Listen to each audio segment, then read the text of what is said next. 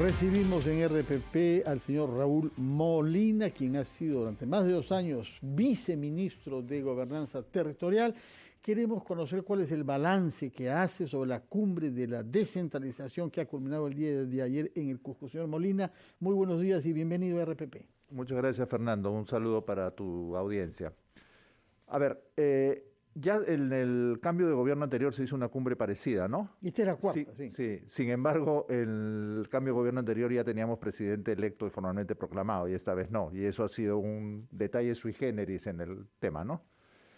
Pero lo que queda claro, a pesar de esa limitación, es que los documentos que prepararon como insumo para la cumbre los gobernadores, hay una demanda de cambio muy fuerte con respecto al proceso de descentralización, ¿no? O sea, yo que trabajo en ese proceso casi 20 años, me queda claro que la descentralización como está, se ha agotado. Entonces, relacionando con tu entrevista anterior y esta cosa del momento constituyente y la voluntad de cambio que se ha expresado en la votación nacional, la descentralización es uno de los temas sobre los cuales tenemos que discutir cambios para poderla reorientar, ¿no? Porque no ha producido lo que la Constitución plantea, desarrollo relativo más equilibrado en el país. ¿Cuáles cambios deben ser introducidos? En parte han sido formulados por los gobernadores que se han reunido para eso, y lo que yo he visto es que han puesto énfasis en descentralizar el Ministerio de Economía y Finanzas. Sí. Y muchos lo que quieren decir tras esta fórmula genérica es que los impuestos no se paguen a nivel nacional en Lima, sino que las empresas los paguen en cada una de las regiones donde actúan. ¿Qué le parece esa idea de base? A ver, en el año 2004 se hizo un mapa, cuando todavía existía el Consejo Nacional de Descentralización, se hizo un mapa fiscal, así se llamó en ese momento, para transparentar dónde se producían los impuestos más allá del domicilio fiscal de las empresas. Lo que están reclamando un poco los gobernadores es eso, porque muchos tienen la sensación que en sus departamentos se produce más riqueza que la que está contabilizada en las cuentas nacionales. Claro, lo simplifican y dicen que podamos recaudar impuestos, pero no es necesario. O sea, lo que sí tenemos que hacer es transparentar el mapa. En algún programa hace unos días te escuché que tú expresabas la preocupación con respecto a las empresas que operan en todo el país. Solo sería un tema, ya se discutió hace muchos años con el Ministerio de Economía y con la SUNAT, un tema de cómo organizan la declaración de su información las empresas. Les puede representar un poco más de trabajo, pero no debe significar en ningún momento 25 administraciones tributarias. La SUNAT puede seguir recaudando, pero algunos impuestos o parte de algunos impuestos estar asignados a los gobiernos regionales, porque es verdad que nuestros gobiernos regionales son gobiernos regionales de mentira, porque están absolutamente supeditados al poder del nivel nacional. Una de las cosas que hay que cambiar en la descentralización es preguntarnos qué gobierno regional queremos. Los que tenemos hoy día, recordemos que la Constitución dijo que eran provisionales y ya están durando 20 años. Porque no son regiones, sino son los viejos departamentos que han cambiado de nombre. Exactamente. Y hay dos temas. Un tema es este de los tributos, que como digo, bastaría transparentar el mapa fiscal, que se les asigne algunos impuestos. Y hay muchas propuestas. El año 19, una comisión del Banco Mundial hizo un estudio sobre financiamiento regional y hay propuestas de algunos impuestos. Puede ser el RUS, puede ser el impuesto a la renta de personas naturales, puede ser algunas bases del IGB, no tiene que ser todo el IGB. Tampoco tiene que ser el 100% de cada fuente tributaria, puede ser un porcentaje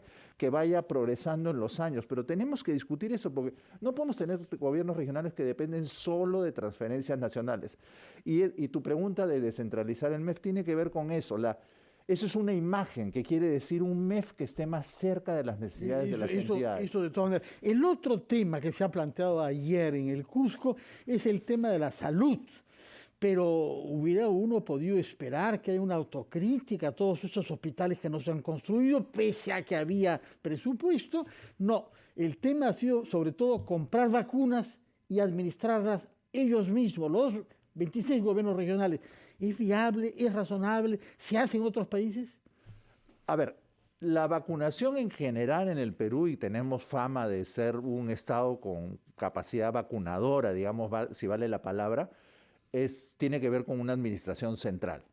Pero lo que sí es verdad es que aunque ha mejorado mucho en las últimas semanas y digamos desde abril con el Ministerio de Salud actual, con la gestión actual del Ministerio de Salud, Ha habido un momento en que los gobernadores estaban así con las manos estiradas esperando que el gobierno nacional les provea camas UCI, les provea oxígeno, les provea vacunas. Lo que hay ahí es una demanda de tener un rol más claro. Y lo que tenemos que asegurarnos es que lo hagan bien, porque el problema es que algunos gobiernos regionales lo están haciendo bien y otros lo están haciendo mucho menos bien. Y todos los peruanos tienen el mismo derecho de ser vacunados. Entonces, por eso es que la vacunación tiene que tener una organización nacional, pero al final, quienes ponen las vacunas son personal regional, porque todo el servicio de salud en los departamentos está descentralizado. Entonces, ese es el drama de la descentralización. No podemos coordinar cada operación pública en el momento que la vamos a hacer. Tenemos que vacunar, nos ponemos de acuerdo cómo vacunamos. Eso debería estar organizado en la ley a través de lo que se llaman las competencias. Y esa es una de las grandes debilidades del proceso de descentralización peruano. Todos hacen un poco todo y no está claro el límite de lo que le toca a cada uno, porque el gobierno nacional siempre invade las competencias regionales y las regiones a veces no hacen lo que les toca hacer. Claro que sí. Ahora, el otro gran tema, además de tributos y de salud, es el de la corrupción.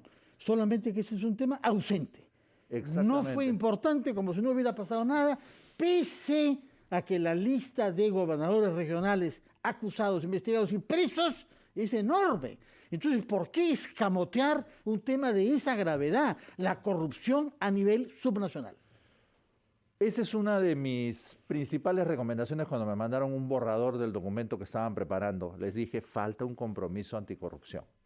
Y yo creo que eso es fundamental para que la descentralización recupere legitimidad. Mucha gente se ha descreído de los beneficios que puede producir la descentralización por la enorme cantidad de casos de corrupción que ha habido a nivel regional y a nivel local. No son la mayoría, pero suenan. Y toda la pequeña corrupción del cotidiano. Y yo creo que las autoridades regionales tienen que hacer un compromiso clarísimo anticorrupción y tenemos que reforzar mucho las normas de transparencia y rendición de cuentas. El Perú tiene una herramienta que es el sistema de información financiera del Ministerio de Economía y Finanzas, que en línea podemos saber qué gasta y en qué gasta cada gobierno regional y local. Eso no lo tienen otros países de América Latina, así en línea, lo tienen en diferido. Pero es muy difícil de poder analizarlo si uno no está entrenado. Deberíamos de multiplicar los espacios de vigilancia ciudadana, veedurías ciudadanas para las pequeñas obras, las comisiones anticorrupción regionales que en algún momento se puso mucho énfasis y ahora están debilitadas. Hay muchos mecanismos de vigilancia ciudadana. Hemos visto que los ciudadanos activos son la mejor herramienta de la democracia en el caso peruano. Y eso también puede servir para luchar contra la corrupción en provincias donde el Estado central y la Contraloría puede estar un poco lejos. Contraloría, sí. Ahora, en el Estado central, ¿cuál es el organismo, cuál es la entidad responsable de la coordinación? Porque usted se desempeñó como viceministro de Gobernanza Territorial, que es el viceministerio de la PCM. Ajá. Pero en los últimos meses hemos escuchado hablar muy poco de ese viceministerio. No quiero, naturalmente, generarle dificultades con su sucesor o sucesora, pero explíquenos la función orgánica de este viceministerio. A ver, ese viceministerio tiene varias cosas sobre sus espaldas. La descentralización, la demarcación territorial, que en estos días la hemos visto con la creación de distritos. Y lo vemos acá en los conflictos absurdos entre San Isidro y Magdalena, para comenzar por ahí. Y tiene los conflictos sociales, que es una tarea muy apremiante de ese viceministerio. En la descentralización, sin duda, ha perdido mucho poder el órgano que se ocupa de eso, que es la Secretaría de Descentralización, producto de que en su momento era un Consejo Nacional cuyo titular asistía al Consejo de Ministros, ahora es un órgano de la Presidencia del Consejo de Ministros, y ha perdido mucho poder en favor de otra secretaría de la PCM, que es la de Gestión Pública, porque ha comenzado a agarrar los temas de competencias, los temas de personal en el servir, entonces la Secretaría de Descentralización se ha quedado con cada vez menos. La responsabilidad de coordinación intergubernamental está en el viceministerio y en esa secretaría, pero no hay duda que es débil, pero no solo son débiles ellos, es débil la PCM. Necesitamos una PCM mucho más fuerte para que sea un buen zócalo para el presidente de la República. Y eso significa repensar también cómo debe ser la organización de la PCM, ¿no? Nos ha confrontado a tristes realidades, porque se nos dice que es débil la PCM. ya no sabemos qué cosa es fuerte en el Estado. El Ministerio de Economía y El Finanzas. Ministerio de Economía y Finanzas, que será descentralizado de una manera u otra. Muchas gracias por su presencia acá en día sábado, señor Muchas Raúl gracias a ti, Fernando. Molina. Recuerdo que usted ha sido viceministro de Gobernanza Territorial, que es un concepto con el que nos debemos familiarizar y valorar. Gobernanza territorial. Muchas gracias. Muchas gracias a ti, Fernando. Gracias por su sintonía, que tengan todos muy buenos días. Quédense en la sintonía de RPP, ya viene Diálogos de Fe, diálogos en este caso con un obispo auxiliar de Lima.